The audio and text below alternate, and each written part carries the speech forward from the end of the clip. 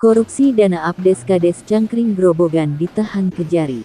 Televisi LCKI News melaporkan Grobogan, Kejari Grobogan resmi menetapkan Kades Cangkring, Kecamatan Tegowanu, Kabupaten Grobogan, Jawa Tengah berinisial MA sebagai tersangka dalam kasus dugaan tindak pidana korupsi, Jumat tanggal 20 Juni tahun 2025. MA diduga melakukan korupsi pengelolaan Abdes Cangkring untuk tahun anggaran 2019 hingga 2024. Penetapan tersangka dilakukan usai MA diperiksa sebagai saksi selama 4 jam pada pukul 10 waktu Indonesia Barat hingga pukul 14 waktu Indonesia Barat.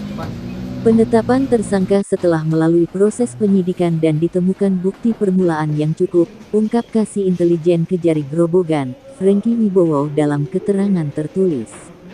Dijelaskan Franky, dalam kasus tersebut MA diduga telah menyalahgunakan kewenangannya sebagai kepala desa dalam pengelolaan keuangan desa hingga menimbulkan kerugian keuangan negara sebesar Rp397.944.870 Nilai kerugian tersebut berdasarkan hasil audit Inspektorat Grobogan, imbuhnya.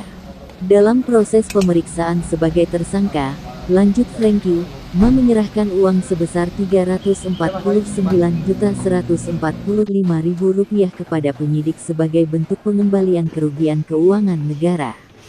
Namun demikian, kata Franky, sesuai pasal 4 UU nomor 31 tahun 1999 Jo.